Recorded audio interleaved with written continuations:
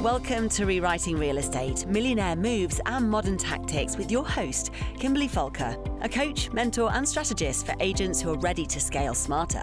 On this show, you'll learn from high-performing agents who are building their empires with innovation, intention and no apologies. Whether you're an experienced agent stuck at a plateau or a rising star ready to fast-track your success, this podcast gives you the real-world tactics, mindset shifts, and lessons learned from those rewriting the rules.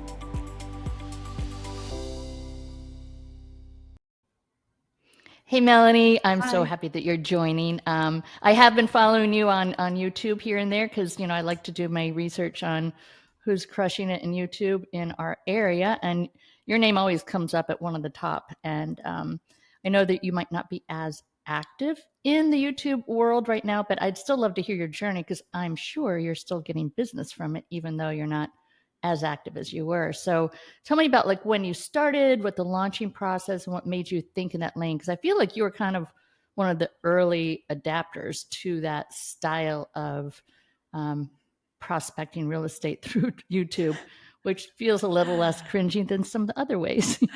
Yeah. Well, actually, I just got the 7-year notification of my YouTube channel yesterday. Wow. So it has officially been 7 years that I've had the channel.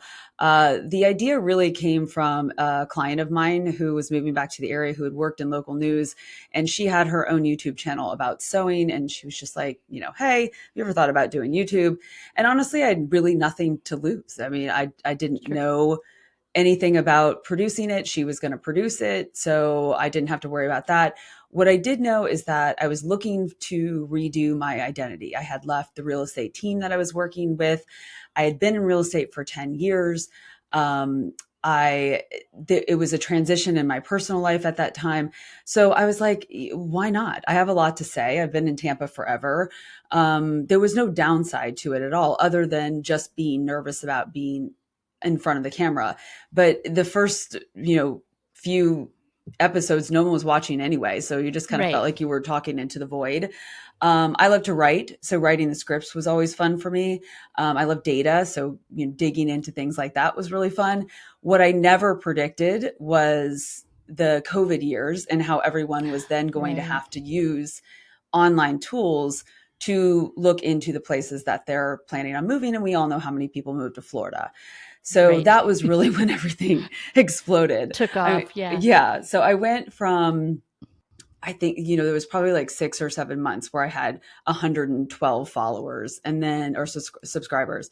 And then what it was like to live in Florida video hit. And this was pre-COVID. And it went to like 1,000 subscribers. And I was like, I am officially a celebrity now. And I did start getting my first clients from YouTube right around that 6-7 month mark. When COVID hit and everyone was then really watching the library of what I had on there, because I already had a pretty big library. So it was a really great launching pad. Obviously, I didn't know that was going to happen. That's when the subscriber numbers really took off. So they went, they're at 27,000 now. They're very stable now because I'm not putting out a bunch. But it's a lot of work. So it changed a lot. And we can talk a little bit more about how it changed.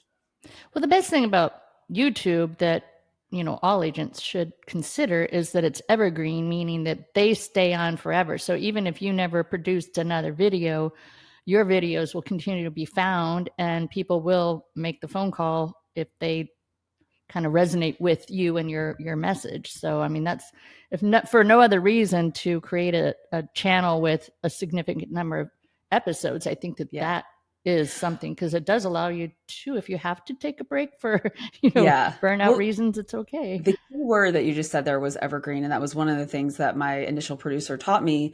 And the reason that I didn't structure the channel with a bunch of house tours or listing videos of my listings and things like that, because in 5 years from now, those listings aren't going to matter. They're not going to be the same price. They're not going to be on the market. Right. So it was more about providing information that would be useful for a long period of time versus clips of time, which we obviously have plenty of social media platforms that work really well for shorter clips and more, timely, today this is for sale sort of thing. Right. Something that expires of that experience, but something like a learning about different neighborhoods in the Tampa Bay area. That was what people will search, and that will evolve a little bit, but not to the degree that matters.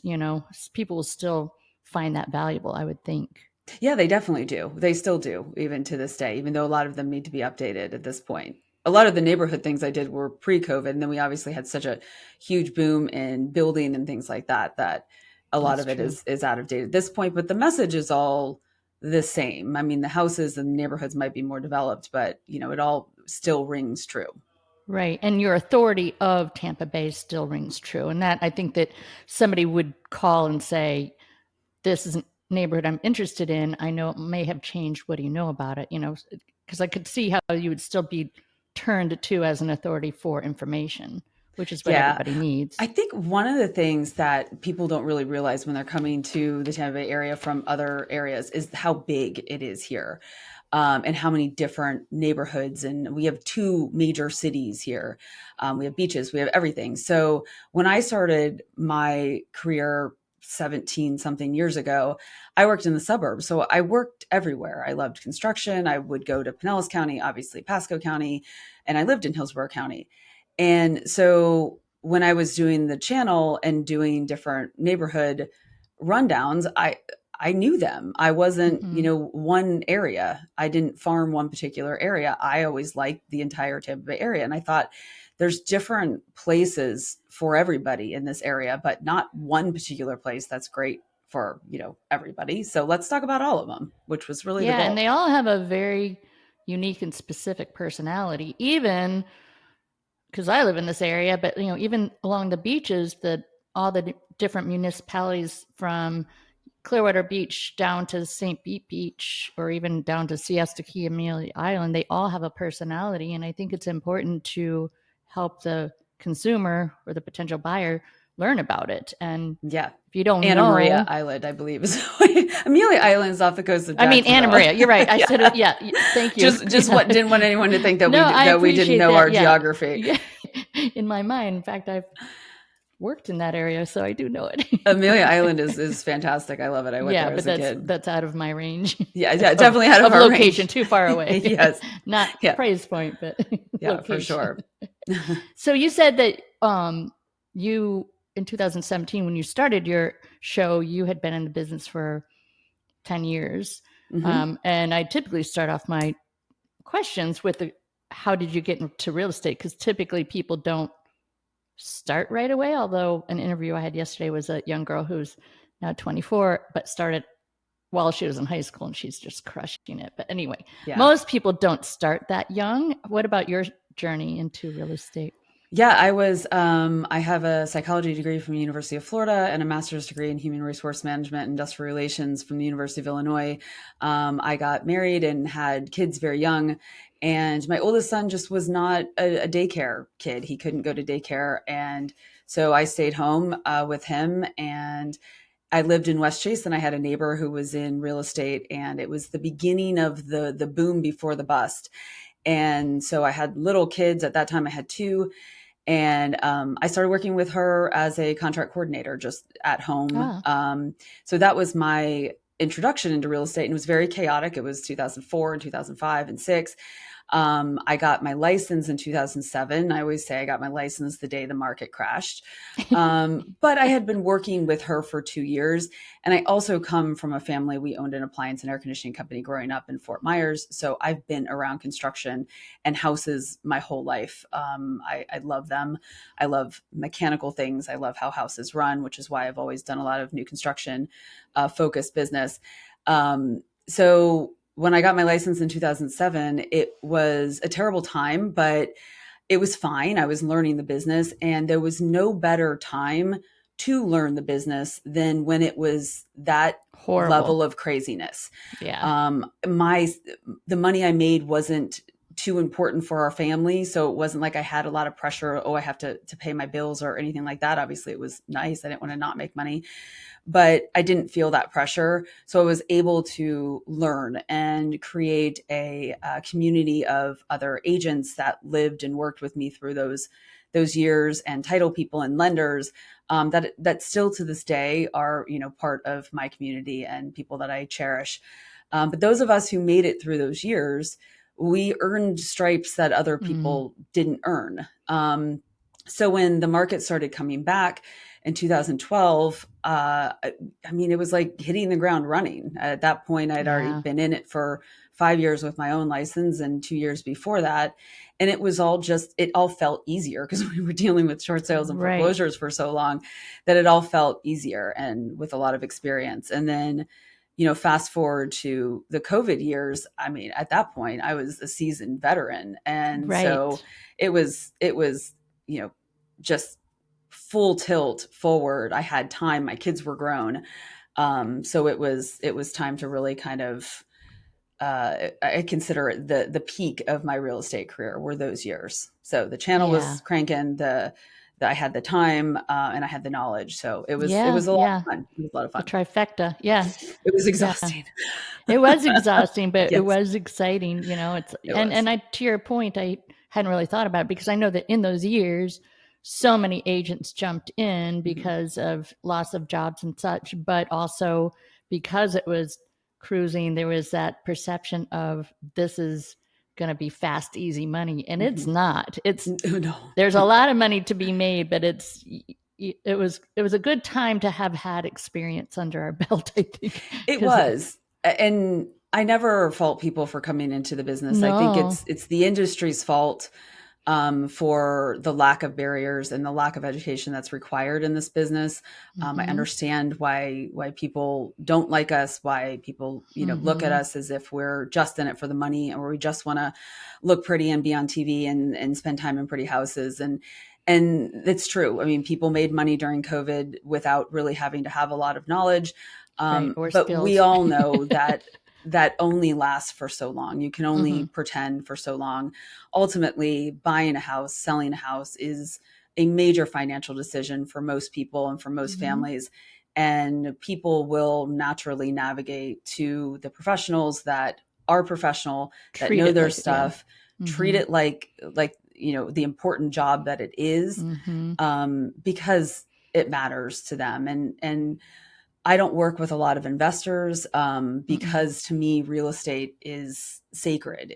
Real estate is homes. It is where people are raising their emotions. Children. There's so much to your previous degree. There's so much psychology in this and learning how to navigate, especially when, typically when you're working with a married couple or you're working on two different forms of the psychology, the good and the bad and the hard. And, I've always joked about the fact that it's like when the closing happens, it's a really exciting time, but I feel a little like sad because like you've been in their lives day after day after day for months. Then all of a sudden they just, you stay in touch with them, but like that daily connection, it feels like a little bit of a breakup, It's kind of a funny thing. Bit of a breakup. Sometimes you're ready. Sometimes it feels like a sad breakup.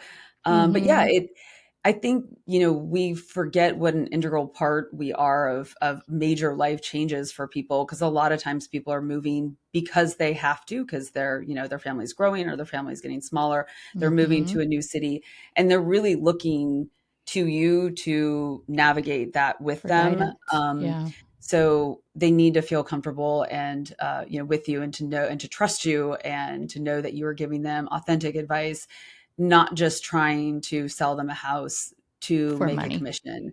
The real estate shows on TV make me cringe, just for so many reasons, but it's not about that for those of us who have been in the industry for a long time, because you wouldn't be in this industry for a long time if you didn't genuinely love. It's tough. And that's what I tell agents that I coach, now that this is a tough time. Right now we're in a tough market. And if you can get through it and learn the skills, to your point of when you first got in 2007, if you can learn the skills in these tough times, when things change, which they always do because the cycles always happen, when things change, you'll be ready to go with,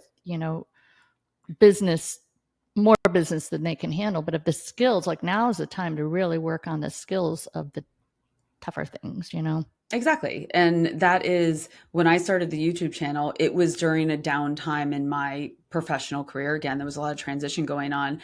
And so there was no reason to not try something new during that time or to not learn something new. If you're busy and you're not working, then go up to the new construction community, go up to Angeline and talk to the builders there and figure out what they have, inventory wise. There's always something to learn. There's always a new area to learn about. If you are truly dedicated to, your craft, you're going to Right. keep learning, Right. or use the time to do whatever it is that's most important, Right. whether it Right. is to start a channel on, whatever platform. Or for Yeah. me this year, I've definitely done more. I've had more personal time this year. I've done a lot more traveling because I never had the time before to travel. So real estate is a 24/7 job It is. whenever it's busy. And you're often working at other people's schedule. You're not necessarily That's right. working on your schedule.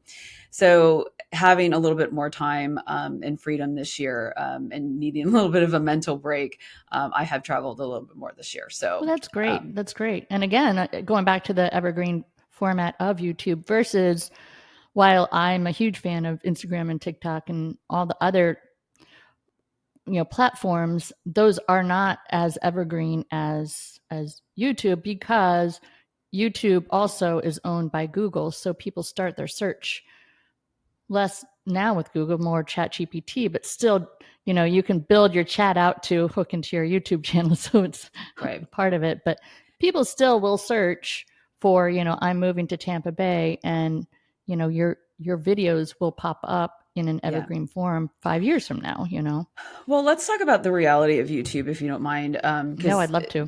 This is, it's really difficult platform in general. It changes all the time as far as the algorithm and everything. But more than anything, it is, I had a high quality of production when I started, because again, I had a producer that was doing it.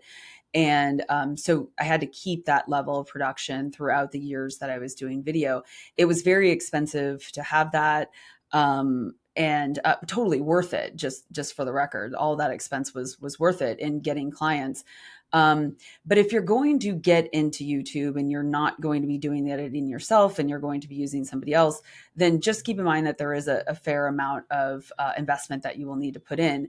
And then you don't want to stop whenever no one's watching, because that is the surefire way of never getting your channel seen. There's so much noise out there, and it takes a lot to get your channel out in front of people.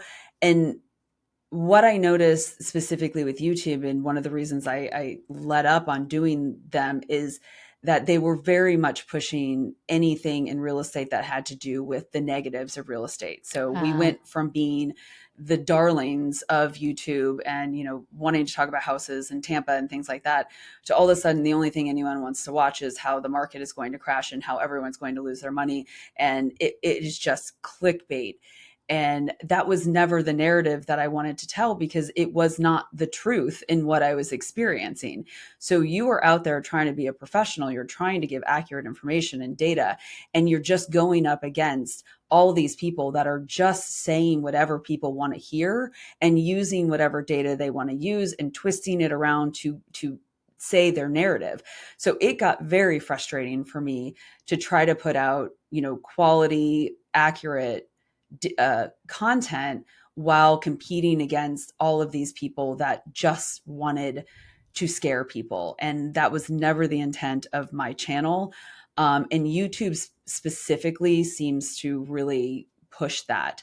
And I don't know if it's YouTube. I don't know if it's just the industry that we're in right now, and that happens to be the hot topic. But that was really why I took a step back. I felt like I was, not being able to be authentic. Right. And again, they're expensive to produce. And the field is more crowded now. I mean, there's people doing it now that are fantastic, that are doing better content than me. And that is A-okay. I am totally fine with the next generation of people coming in. The next generation of people coming in are far better at video than I ever was. I have figured it out as I have gone. Younger people in this industry, they are so natural at it, and they know how to do it faster than we do. It still takes me forever to edit an Instagram reel. So, I mean, Right. I do it because I like doing it. But yeah, YouTube is a different animal. So for anyone who doesn't want to put in a lot of time and effort, I always tell people to use the other platforms. They're fantastic in their own way. But YouTube is a grind. So when you spoke of the kind of the new style or the new push, did you notice that simply because your numbers were dropping, or just because you study YouTube, or how did you know that that was kind of the new shift? Well, the numbers were dropping, Okay. and which is fine again, because certain videos hit and other ones don't. Like they certainly have the Yeah. duds in there. But it was more that you could tell from other real estate people that had been doing content that was very similar to mine. All of a sudden, the content was changing to crashing. And then, as an experiment, I put out some videos. I think one was called, Don't Move to Florida. And there was fantastic information in there about, the changes that Florida had gone through in the last years. And that one had tons of views. And Okay. again, it was a negative centered thumbnail. It was a negative centered title. And that is not who I am by nature. But it was information that I wanted to give. So I wasn't doing it necessarily to just have people click on it. I wanted to give the information, but it was very interesting that was the It one is, that yeah. really hit. Well, It I've been feels in a like lot a of negative space to me. masterminds where they're teaching about that, and that's for sure. It's create the thumbnails that have the kind of the fear factor approach, and then kind of approach the video with more of the facts and the accuracy. But yeah, That's just not who I but I am as feel a like that trend's person. going to change again. Yeah. I feel like right now that's the trend, and The that's been channel was probably. never like that. I am not that person. I am a optimistic person. So, Mm-hmm. and I'm also a realistic data centered person. So I am not going to tell you that I'm going to say one thing about the data and then not do that. It's just not, the authenticity has to be there for me. So, I know when I'm being bested as far as views, and that is totally fine. It's Yeah. absolutely fine. So. Though I still feel that, if you choose to kind of get back into it, you've already got the traction and the followers, but I still feel the statement of your vibe attracts your tribe, that people that want the truth, kind of a more factual, maybe more, like academic, truthful, versus the punchy, the style that some of the younger people do that do it really, really well. But, not everybody that's moving to Tampa Bay is in that age range. And typically those that are moving, to your point earlier, that are relocating with families or for jobs or for other reasons, they're wanting kind of a little bit more old school academic version of data and information, I think. So I still Yeah. think that you'd be relevant, even if your Yeah. numbers go down a little, Yeah. One of the questions I would get all the time during COVID, because my phone never stopped ringing during COVID, it was insane. Was, oh, isn't it annoying to have, so many people calling? Like, do you get a lot of prank phone calls or harassment phone calls or anything like that? And I always told people the quality of clients that I got from those videos was insane. They were fantastic people. They were, they knew they wanted to move to Florida. They had done their research. I would meet them, and it was like I felt like I already knew them. They were Well, they felt like they already wonderful. knew you because They they'd did. watched hours of They you, really did. That Because was like one always of my weird. friends that does really well on YouTube, and he's like, when he meets his client, I'm sure that's the same for you, but they would say, we would sit in our living room and put it on the big screen TV and just watch, binge watch everything Yeah, to learn about it. And which I would do the same thing if I was moving to a new place, I'm yeah, sure. So like any reality TV show, like if any of us met somebody from any show that we watch, we'd feel already that we know them, even though yeah, we don't. But that's, that's kind of, I think that's probably, to your point, a way high level client. It's as good as having a past client call and say, will you sell my house again? Because Yeah, they do know that you. that was fun. I would love when like their kids came along and they were, Yeah, to yeah. them, YouTube is TV. So I felt like a celebrity. I would get recognized every once in a while, and that was always fun too. I remember I was out, it happened twice. I was out on two different dates and I got recognized by people and they're just like, Your I'm like, date's like, whoa. yeah, I don't, that's so That's fun. crazy. Yes. So yeah, So it was a I lot of fun like, those years. though, I like your honesty and authenticity regarding YouTube, because it is so hyped on. Every realtor needs to have their own, and I get it. And I have dabbled in it, and it is a lot of work. And either it's a lot of your time, both in learning how to edit and to do it professionally, or a lot of your money to have somebody do it professionally. So it is tricky. And I could see how you jumped into it with a high level production and then have to keep that up. That would be a bit of a, Yeah. Well, let's talk about, again, not sure if you want to talk about this, but whenever you're the person on YouTube and then you have a very busy real estate like day or whatever, doing both, they're both essentially full-time jobs if you're good trying point. to produce a lot. So my struggle always was I have to be the person that's working with the clients because they've been seeing me on TV for the last 2 years. So they want to work with me. It was very difficult for me to say to clients, okay, you're going to go work with my teammate.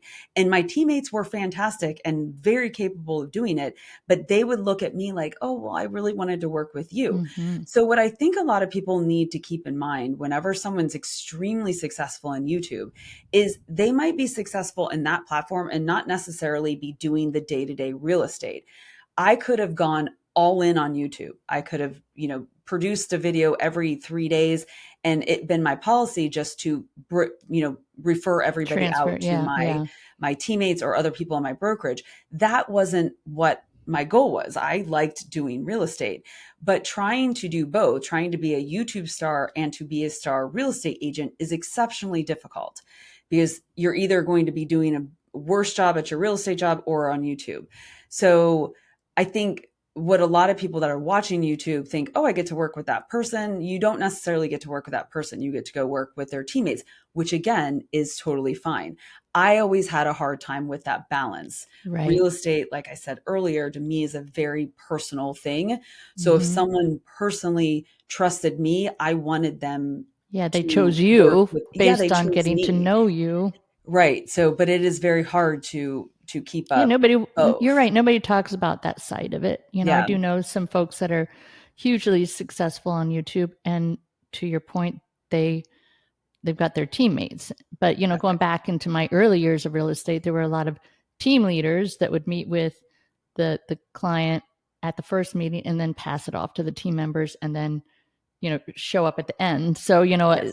I think you have to, I guess, if somebody's going to do it and go all in on YouTube, pre-plan that, because that's something that most people don't think about, that process. Like it Yeah. is a full-time job to do really well on YouTube and keep your production at a high level too. Yeah. And I think it needs to be the expectation when people first call you that that's what's going to happen, that you are going to work with teammates.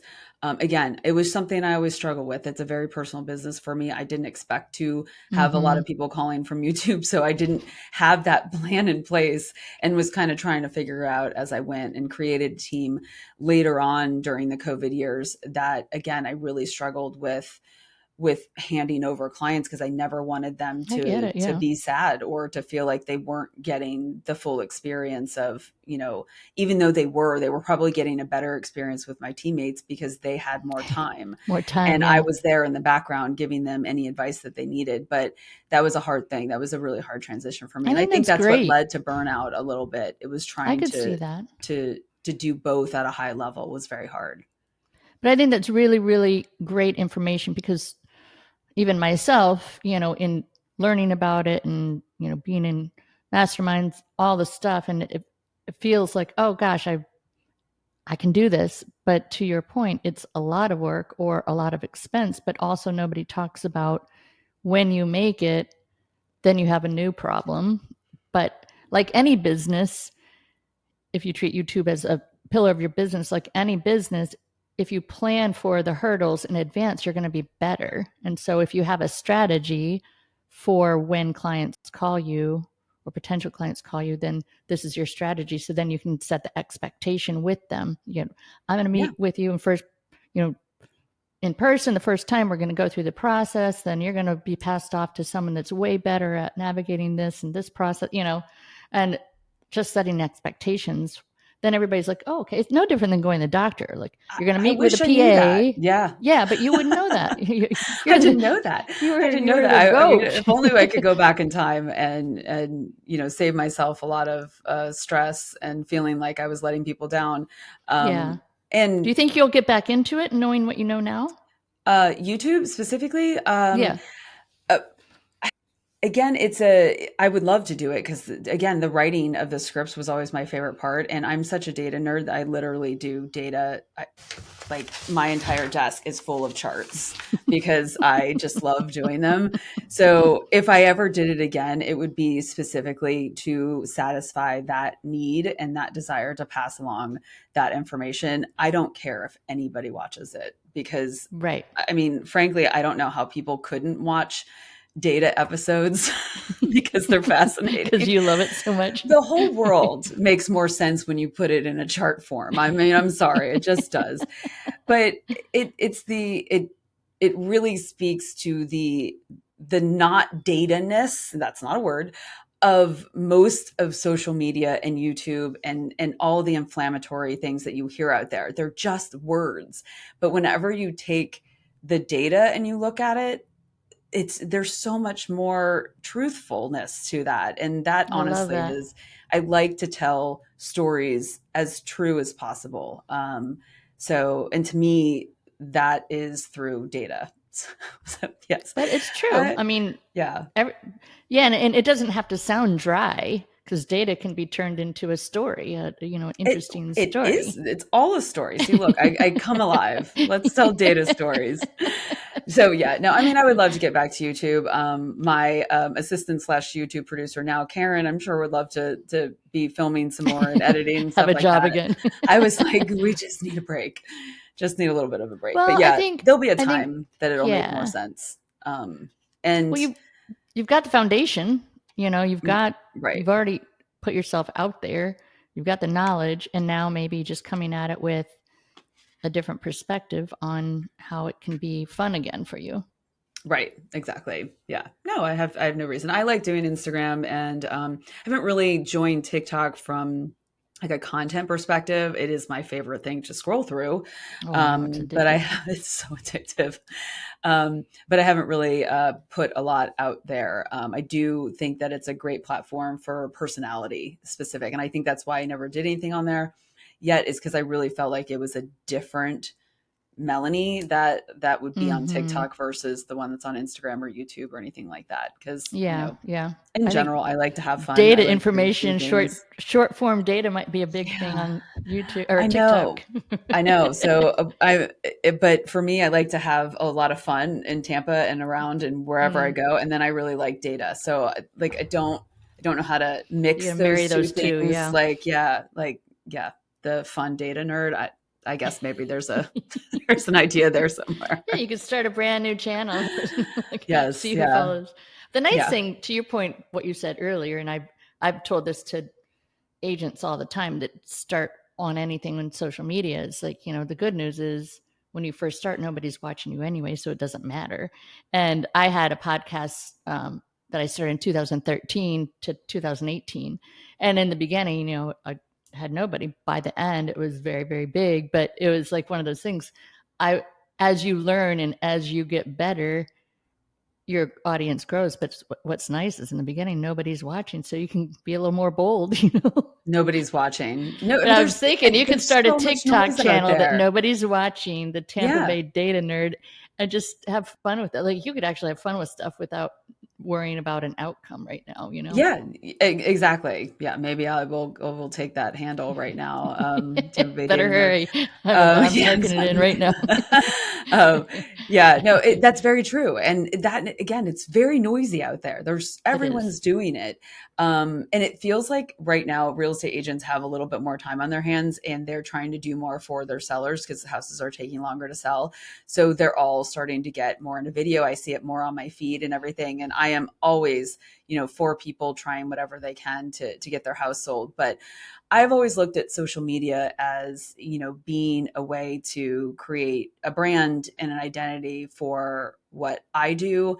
The houses that I'm selling, whether I'm a listing agent or a buyer's agent, are secondary to that because people will come to you because of who you are, not necessarily because of the houses that you're selling. In fact, I think the house content can be a little boastful at times. I think we've all been accused of, great, you sold this house. Here's my end of year numbers. I've never been a fan of those, or anything like that. And it's not because I don't want to sell somebody's house specifically. It's because that's not really what sells the house. Unless the house has a specific story, then throwing the house out there isn't necessarily what's going to sell it. Yes, it gives it exposure. Yes, you should do it because we have the ability to do it. But to think that that is the answer to, everything is not right. A video on the house is not necessarily going to sell the house. And that's a tough thing for people to understand whenever they're just constantly seeing videos of houses. That's true. That's true. So yeah, that's my take on that. I think you're selling yourself first and foremost. You're selling your brand first and foremost on social media. And then you can sell your houses. But you have to put other things out there. Yeah. So, well, I really appreciate all your inside scoop on YouTube because I think your information, your experience and perspective is super important for somebody that's wanting. I think it's a good idea for agents to consider launching a YouTube channel because of the evergreen nature and because it gives you more time to be an expert in your area if you're trying to kind of sell your area, so to speak. But I think that your experience is important for someone to go in there. And first of all, the time and the money, it's hard to do both. If you're high in production, it's hard to do both at a level that's going to be competitive online. But then most importantly, if and when it takes off, you need to have your plan of action to handle both. So absolutely. I think it's a great perspective. And you hear too often just the happy dance of the YouTubers that are doing really well. You don't hear the grind or the ugly stuff. And I think it's important for people to consider who they are. And like anything, like going to the gym or anything, if you're not going to do it consistently, don't waste your time on it. Don't waste your time or money. So people always ask me if I make a lot of money on YouTube or if I did make a lot of money on YouTube. So I'm always very honest about because I was monetized a long time ago. I think the most I ever made in the heyday of my YouTube watching was somewhere around $1,100 a month. So it wasn't from YouTube itself. From YouTube itself. Okay. Most of the time I make now like $140 a month. That's just from people watching the videos and things like that. But it's not necessarily like a money maker. It certainly wasn't, paying my bills or anything like that. My return from YouTube was far more in the clients that I got and the pipeline that it created more than anything. And also another thing that people just don't think about is YouTube is done in a different aspect. So people are always filming, for Instagram, for TikTok or whatever, and they're filming vertically. YouTube is a horizontal aspect. So half the time I was filming things twice. Like I did like that for Instagram. I turned around, it's a lot of work. It's a different way of thinking of social media. It is long form. The longer, the better. So there's just a lot of differences between what people have gotten good at on, TikTok and Instagram versus YouTube. Totally different. And, somebody watches your YouTube channel now and, to watch those that have been successful, it can get intimidating because you're like, oh my gosh, I'm not that polished. But, it's like them comparing their chapter 1 to your chapter 200, so but I think the best thing with this interview is you've been transparent in some of the not so fun pieces of YouTube. Not that they weren't fun, but the stressful the unexpected Yeah. stresses, you know? Well, I And also have very high expectations for myself and what was being produced. And again, I stress over the words of the scripts. A lot of people don't do that. Like they just get Mhm. up there and they talk and they say what they know, which I've always been very envious of people that can do that. Because to me, it has to always be important. Like every word Mhm. has to Mhm. matter. If people are spending their time, I hate when people are just rambling on and not Right. saying anything, or if they're not giving the full information and just half information. There's nothing more frustrating than that to I me. So I agree. always wanted I to make agree. sure people were getting quality information and a lot of it, as much as I could fit in. Yeah. So No, that your was the goal. videos are great. So I do love to end my episodes with a final question, and it might be fun Okay. for you to get this one. It's knowing what you know now, everything you've experienced in your career of many, many years. If you had to next week get up and move to a whole new market where you know nobody, you have no sphere, no influence, no business, what would be the first thing you would do to scale your business as fast as possible? Oh, that's a great question. And I didn't know this was going to be a question, so I'm going to have to think of the answer right away. Well, that's the So better part is you bring it up, like whatever you feel in the yeah, moment. so I think the easiest thing for me to do would be to go into the things that I know and like. So one of the things I said earlier was if you have some time, go to new construction communities and things like that. If I was moving to an area that had new construction, that is probably where I would go. I would talk to those salespeople to, kind of understand the market, how they build, things like that, and then start doing social media around whatever I'm finding out in those specific neighborhoods. Because one, construction is going to be somewhat the same in everywhere, obviously different. But um, if I like selling that, if you can create relationships with the salespeople at the builders, then that's a great relationship to have. I just got a referral from a builder friend of mine that I have to call next. So yeah, I would go and focus in on the things that I know I enjoy and start learning about the area through that and create social media, probably smaller, shorter form reels, Instagram, things like that, and create an expertise around, with somewhat of a foundation of something I already know. It's hard to be an expert on an area if you don't know the area. Right, So, right, right. I'm not going to pretend to know the area if I don't. So let's see, You'd probably what. be out and about in the area pretty fast. Yeah. And I don't think, I would say to a younger agent, if they were to do that, to go, join a team or something like that. I think I've been in the business too long to do that. So that Mhm, wouldn't be mhm. my goal, but yeah, I'd have to focus in on That's great advice. connecting. Yeah. That's great advice. Well, Thanks. thank you so much, Melanie. This has You're been really welcome. fun. It's fun to You're have welcome. another It was Tampa Bay nice to person talk to on. You're you. my first Tampa Bay person. Oh, good. That's Yeah, exciting. yeah, Yeah. yeah, Well, love Tampa Bay. That's yeah, literally my brand. yeah. Thanks for listening to Rewriting Real Estate. If today's episode challenged your thinking or gave you a strategy worth trying, share it. The right move at the right time can change everything. Subscribe and listen in next week for more insight, more momentum, and more ways to grow your business your way.